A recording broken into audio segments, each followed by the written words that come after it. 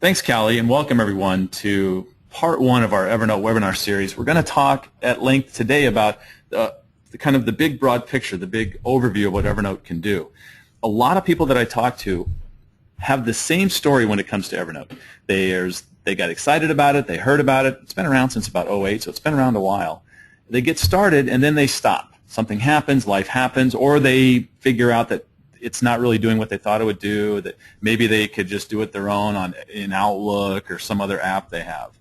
But really, with Evernote, it has to become really part of your life. I share this story a lot, and I'll share it here. The thing that happened for me that turned Evernote into the life-changing application that I call it, the life-changing application. People always kind of say, really, Bill, life-changing? That seems kind of over the top. And I'm like, no, really, for me, life-changing. It was September of 2012. A routine colonoscopy. By the way, anyone in the audience 50 or over, this is my promotion for the Colon Cancer Alliance of America. Go get your scope. Get it done.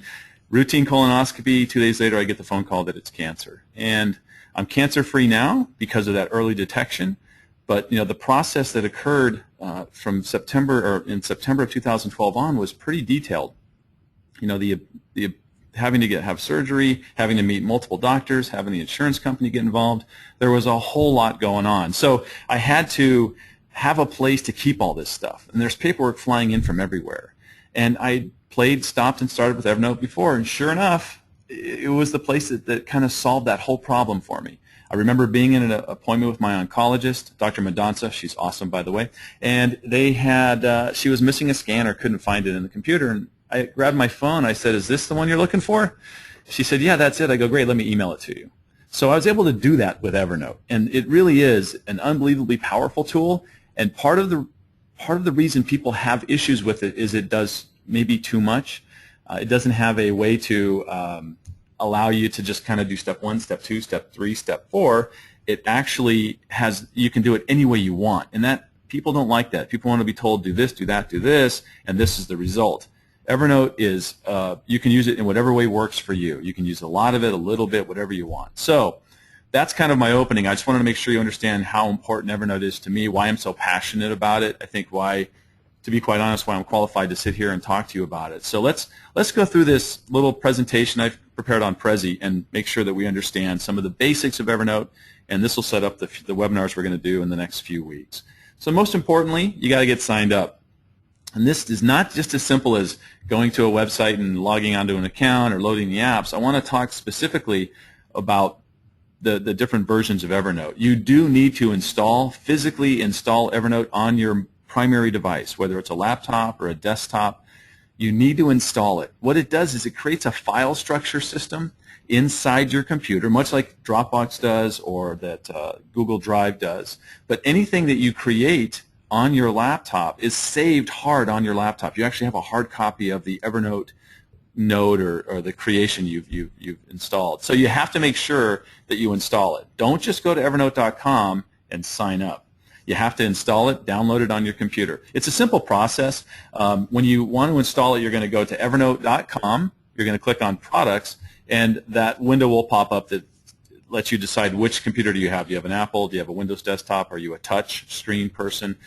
And you can also, at that time, then download the apps for your mobile devices. So you're going to hard install it on your primary computer, and then for every mobile device you have, every tablet, every phone, you're going to then download the application. It's critical that you use the same login information on both devices, or all devices, so that everything will sync. And we'll see that power of sync coming up soon. So really important to make sure you get it installed the right way. And don't forget to install. I'm going to say it a few more times. Do not forget to install it, download it, and install it on your laptop. All right? So, Evernote, and what is Evernote? It's for me, and this is their tagline. It simply does remember everything. I've heard other people describe it as an external brain, and that's really a good way to think about Evernote. It's this tool that allows you to remember everything and have easy access to it. The beauty of Evernote is that it's so easy to grab content, and there are literally 13, 14 different ways to get stuff into Evernote, whether it's via email, dragging and dropping from your computer, recording an audio note, snapping a picture, clipping from the internet, tweeting stuff into Evernote. There's lots of different ways to get stuff in there, so they make that very simple. Once it's in there, it then becomes really easy to access it. So now that it's there, you can get it from any device you have, your mobile devices, your computer. Let's say you're on a cruise and everything goes overboard, you have nothing left. Then you can go to the business center on the cruise ship. I've never been on a cruise. I'm assuming there's a business center. You'll go to the business center, log on to any web-enabled computer, go to evernote.com, use your login credentials, and there's all your stuff. Everything is secure. So it's really important to understand that. The fact that your stuff is stored hard and local on your laptop is great, but it's then synced to Evernote servers, so it's in the cloud, and you have access to it all the time. Okay, so really critical. And finally, this part of Evernote is, I think, the part that most people don't get until they really get deep into it. But there is an incredible search engine functionality inside Evernote that makes it so simple to find stuff that you've put in there. A lot of times I've worked on other applications, and I don't know about you, but I really wasn't the best at building those file folder structures. You know, when you're in Outlook and you have folders inside of folders inside of folders, I was the guy that maybe had one folder and just threw a bunch of stuff in there. Now, the search capability in Outlook's not bad, but there are other tools that was a mess. So Evernote, it really doesn't matter if I get really structured with notes or not. I can simply just do a search for anything inside that, and I can find it. So that's the power that we're going to talk about today in this overview, the ability to access it anywhere, get stuff in there quickly, and then find it. And that's really the beauty of Evernote.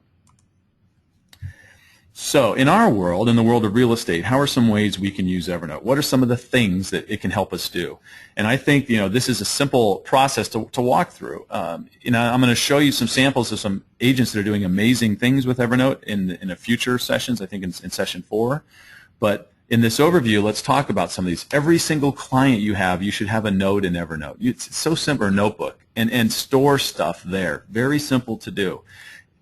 Seller transactions, you have lots of information coming in, buyer transactions, all of that stuff can be easily stored in a notebook in Evernote, accessed from anywhere, printed to anywhere, shared to anybody, and stored forever for you in the cloud. So it's another part of this cloud-based paperless solution, right? The storing of documents. In fact, a sidebar, I think there are the troika of cloud-based systems for a realtor, and they are going to be Evernote, Google Drive, and Dropbox. I use all three of them a lot. I've had people say to me, well, why can't I just pick one and use it because I don't want to learn how to use 3? But I think they serve different needs. And, I like Dropbox for the massive files, lots of video stuff, and big files because they're easy to transfer. I love Google Drive because I can create the entire Office suite of products, whether it's a document or a presentation or a spreadsheet or forms. I got really cool stuff there.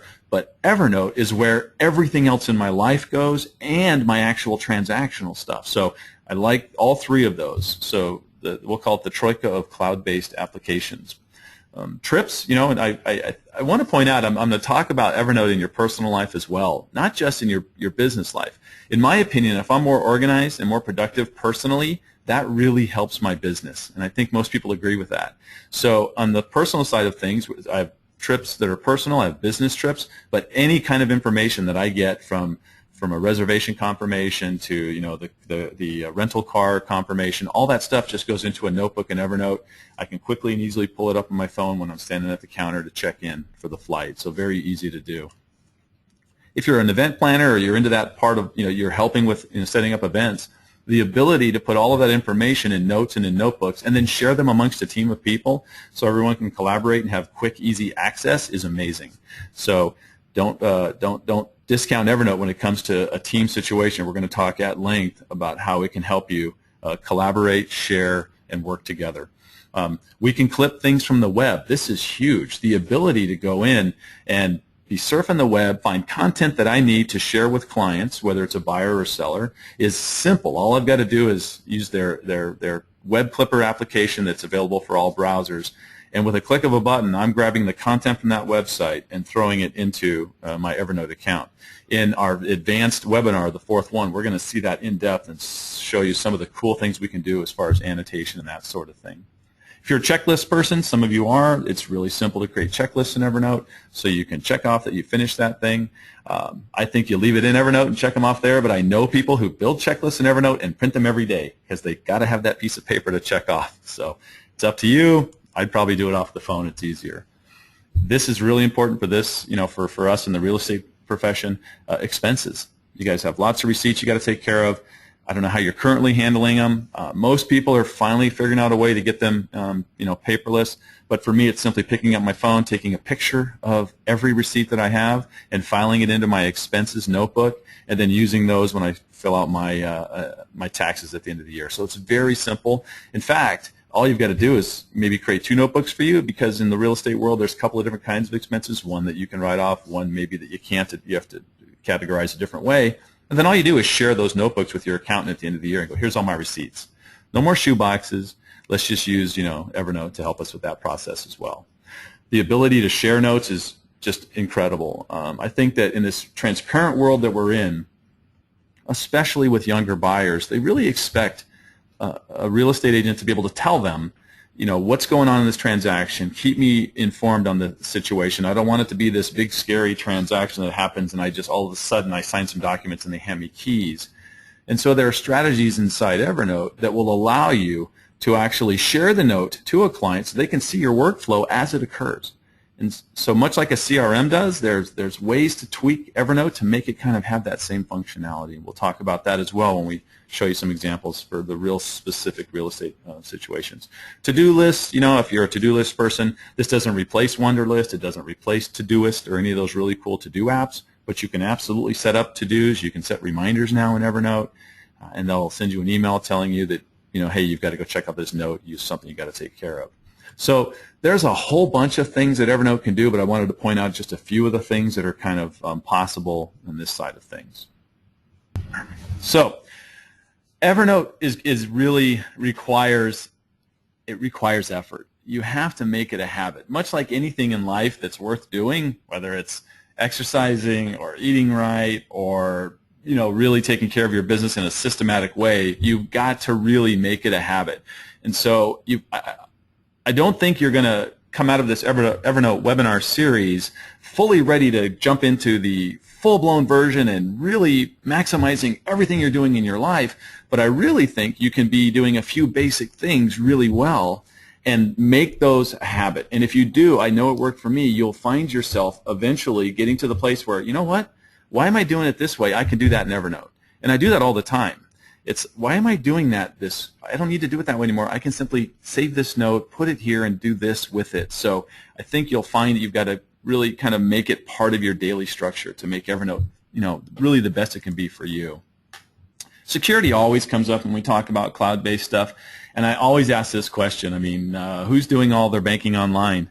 And very rarely is anyone not banking online. So if you're banking online, you're already in on the cloud. You're already giving up, any hope of saying, well, I'm not going to be a cloud-based person, I'll be off the grid. No, you're there. We're all there. So they use the same encryption and same sorts of tools that the banks do. So the security is really important for them. I've had other people say, well, what if Evernote goes out of business, or what if Evernote just blows up and I don't have my stuff?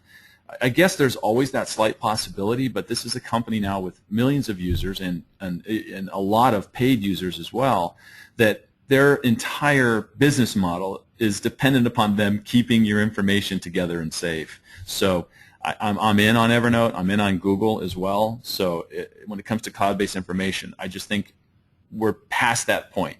A few years ago, there were lots of people that had issues and worries and things. But hey, to be quite honest, most of you listening to this are realtors. Your personal life's out there already. I go to ADRE online. I find out a whole lot about you. I can go to your brokerage site. So we're kind of past that point of worrying too much about what people know about us, right? This is the best part of Evernote. It is free.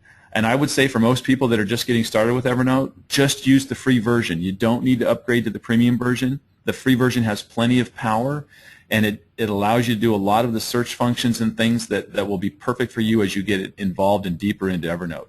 You'll know if you start using Evernote when it's time to upgrade. You're going to want to do something because you've really become attached to Evernote, and you're not going to be able to because you don't have the premium version. So you'll know when that time comes. The premium version is really, really affordable. It's $45 a year, or $5 a month if you want to do it that way. And some of the things that you get with that premium account, the biggest one, especially in our world, is going to be the upload of data.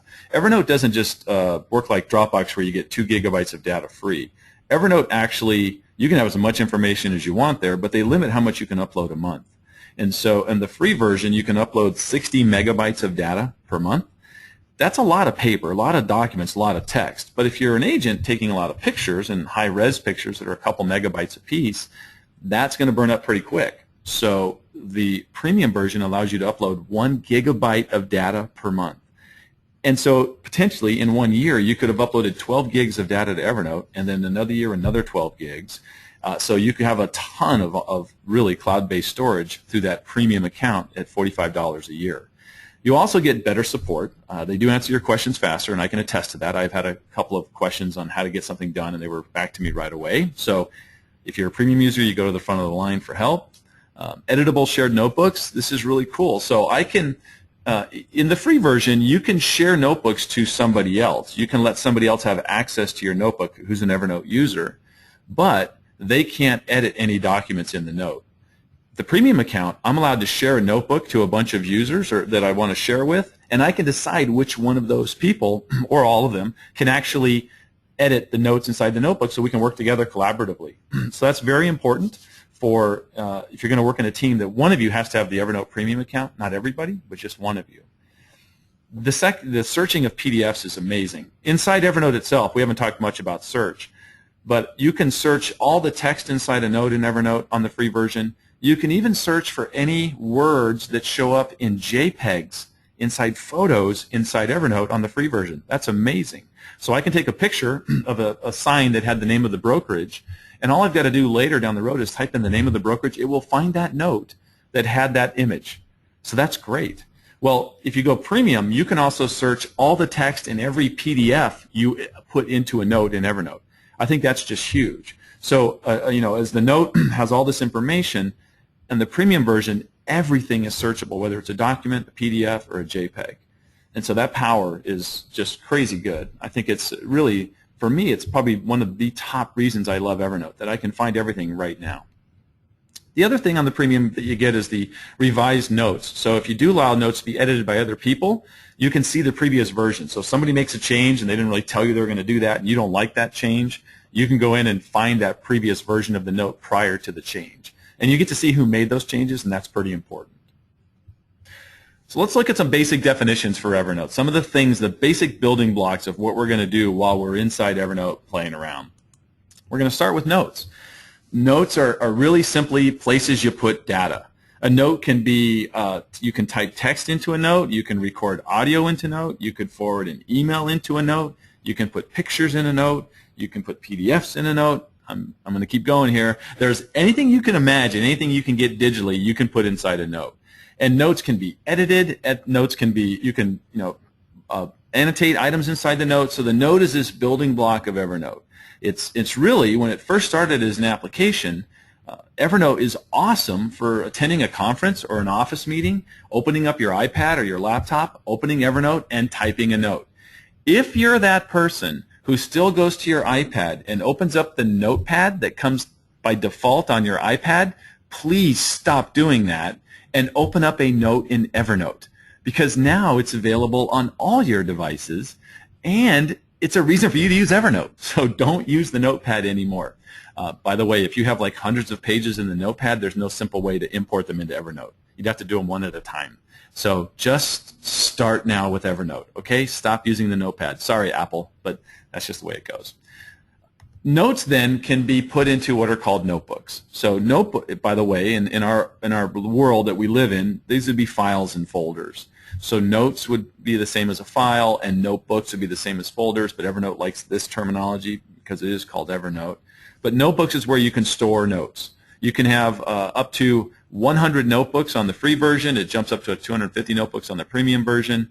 And to be quite honest, I don't think you need to have a lot of notebooks. The only reason you would in your world is going to be clients. If you have lots of clients and you want to create a notebook for each client so you can store all the notes for that client, you can do that.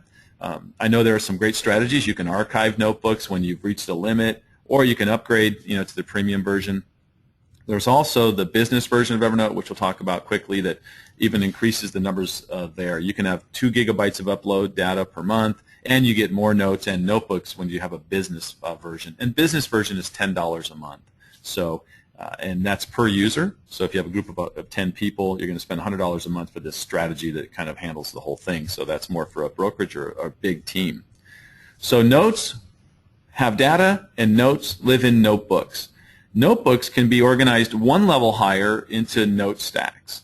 So note stacks are a way to, for those of you who are just Outlook dependent, and a lot of us are, we all had our file structure in Outlook that had folders inside of this folder and this subfolder, and you had these beautiful folder trees. You were so organized.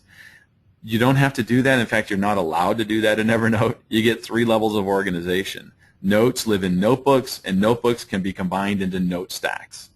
That's it. That's the extent of your organizational capacity inside Evernote. But because the search is so amazingly powerful, you don't need any more than that.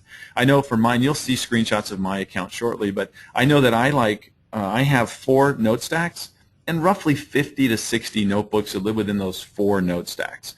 And that works very well for me. I very rarely build a new notebook now. I'm at the place that's comfortable for the way I use Evernote. In fact, if I really wanted to, I could probably condense that a little bit. But I don't need to have a notebook for every special thing, and I don't need note stacks upon note stacks flying all over the place. So keep it simple, right? You can find this stuff with search. Rely on search more than you rely on the organizational power of structures of notes and notebooks and note stacks.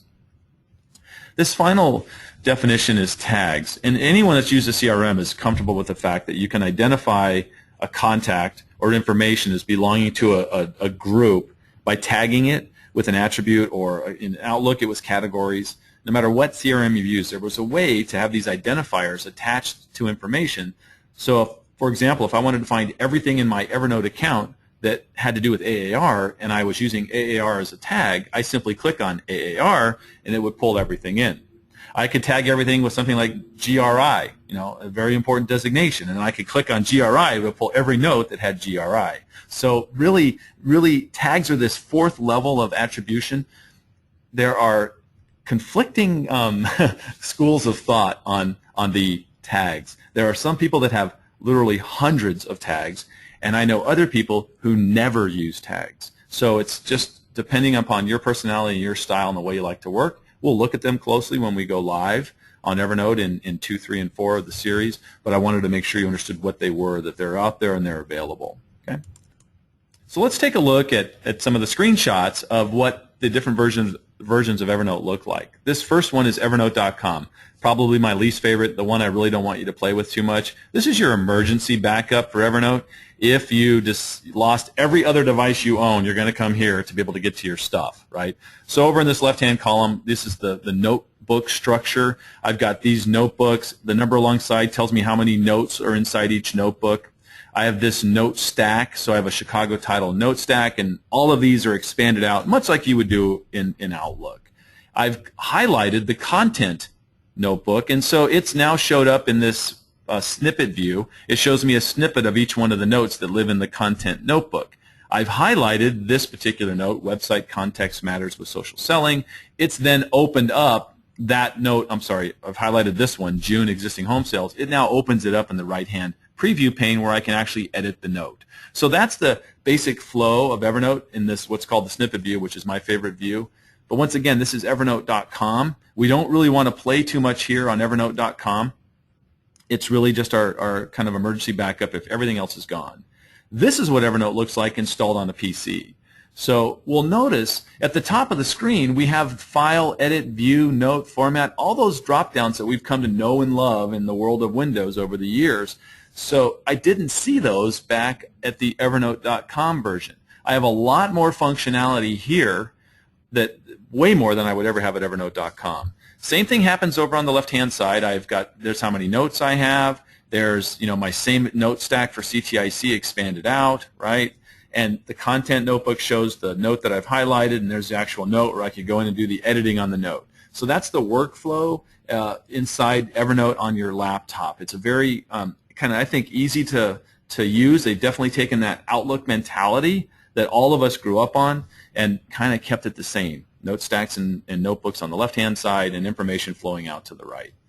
If you're an Apple user, it's going to look slightly different. The Apple developers have their own way of doing things. And so we still have the notebooks and note stacks living in the left-hand column with the number of notes inside each one. The content is still here the same way. I'm sorry, the notebook that I've opened, which is content. And here, once again, I've highlighted this note, clicked on it, and it's opened up that actual note where I can now edit that note, share it, do whatever I need to do. So the look and feel is still pretty much the same here as we fly through, the Apple world and the PC world. Okay. Now, if we start going to our mobile devices, we're going to change up things a little bit more. This is what Evernote looks like on an Android tablet device. So this is going to have the content notebook open in this case, and each one of these notes are available. There is no preview pane because we're limited on our real estate, pun intended, on the screen. So we can't have the same sort of functionality that we do on our big monitors. And then if we move over to the iPad, this is the iOS version, same thing. I'm looking inside the content notebook. In this case, the iOS developers have moved up a bit, and they've actually allowed me to highlight a note and see the preview pane where I can edit from. So that's a nice version that iOS is kind of a step ahead of Android. The Evernote developers work very hard to try and keep the two going together. To be quite honest, I think they do kind of tend to favor the Apple world and then come back to Android later, which I think is pretty common pretty much everywhere in the developer world. So let's take care of the Apple people first, and then we'll make sure Android catches up. So that's what it looks like on an iPad. And then if we go into the phones, this is what an Android phone looks like. I'm in the Evernote screen, the home screen, and you can see it's very simple to add content to Evernote from my mobile device. I can add a note by clicking on this button. I can add a photo to a note here. I can attach a file or even record an audio note inside Evernote. So very simple to use. I can click on the personal notes and pull up my notes and start searching for them there. I do have a business account tied to my account, so this is where the business ones live. I have 64 notebooks. I have 72 tags built, so I can access all of those by a simple click here. These are things we'll do live with these devices in the future series of webinars. Today, we're just going to focus on the overview. Then, if I go ahead and click on Notebooks, Personal Notes, this is what opens up, and you can see that once again, there's my June existing home sales note, and all I've got to do is click on that, and that'll pull up that note that I can edit, share, do whatever I need to do with, right? And then finally, once it is opened, here it is. I can edit it, I can share it, I can search for things, I can do everything I would normally do. We just don't have the real estate to do it in a very comfortable way on the laptop. And this is probably a good point to talk about my workflow with Evernote. I do not do a ton of the heavy lifting on my mobile devices. I use Evernote a lot on my laptop, where I kind of take care of the creating notebooks, the actual moving of things around, the actual sharing of stuff. When I'm sharing in a collaborative effort, I'll do the majority of that from Evernote on my laptop. And I think that for me, I use the mobile devices to capture stuff. I'll use my phone and my tablet to grab a picture of this or to record a quick audio note while I'm driving, because I don't text and drive. And so I can do all those different things very quickly from my mobile devices. And Evernote will throw all that stuff into my Evernote account into what's called a default notebook. We'll see that next week. And this allows me to then go ahead and kind of do this triage on my Evernote account at night. I always sit down at night, I look and see, what did I put into Evernote today? And I'll go through that default notebook. I call mine All Inbox. And I'll look at those individual notes and decide where they need to go. Do they need to tag? And which notebook should I put them in? And so this triage works for me. Some notes I might even delete. I don't need that information anymore. I don't even know why I saved it.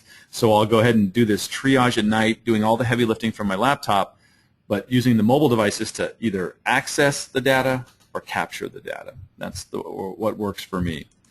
Let's move to the iOS world. This is the latest version of Evernote on the iPhone.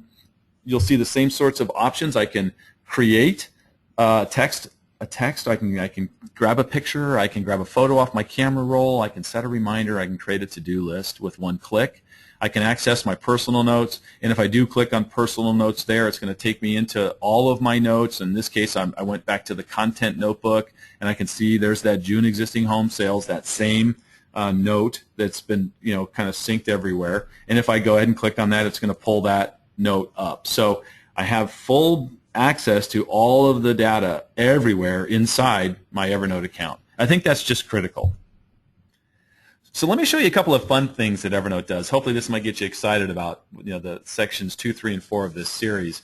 This is called the Atlas, and when you take notes, when you grab notes from your mobile devices, which we all have GPS-enabled devices nowadays, it actually shows me where I was when notes were created. So I can go to this flag that says 17, I was in San Francisco at a conference. If I click there, it will show me every single note I created while I was in San Francisco or in Houston or in Jacksonville. So it's very cool. It gives you a chance to see where they were created. Here's a close look. You can probably tell I live in Power Ranch because 218 notes were created in that little loop south of the 202. So I love the atlas. It's another way to find notes that maybe you might have misplaced and you don't have access to. There's also some really good stuff going on their blog. They call it announcements. And actually, it's going to be located right here in their left-hand sidebar. It's worth going there every now and then. They've got these great tips and tricks on how to use Evernote a different way. So don't be afraid to visit the announcements box and see what's happening there.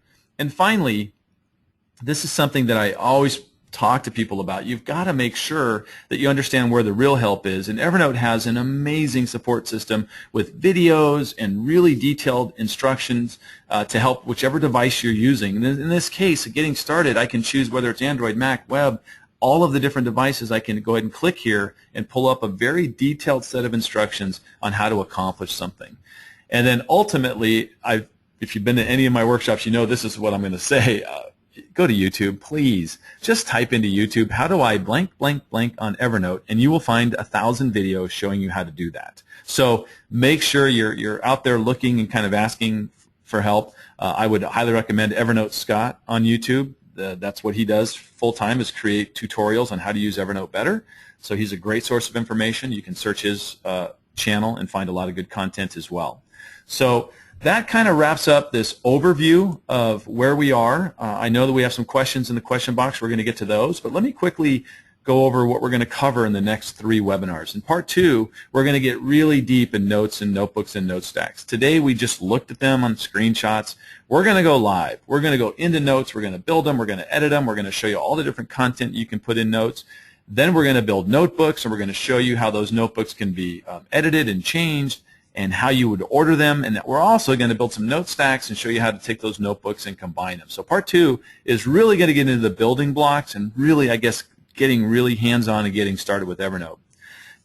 In part 3, we're going to look closely at account structure. How do you build out your account the most effective way for your business or for the way you want to use Evernote? So we're going to look closely at how we're going to set up the different tools and things that we're going to use inside. We're going to look closely at mobile and that whole account structure setup. And then in part 4, we're going to really focus on real estate. We're going to look at some templates and some ideas and strategies that agents are currently using that help them really manage an entire transaction using Evernote. So that we'll save for then, and we'll probably look at some of the different versions. We'll look at the Apple versus PC closely live. So that'll be in part 4. So I hope this helped today. I hope it gives you kind of this sense of the power of Evernote. I'm going to turn this back over to Callie at AAR so we can answer some of those questions.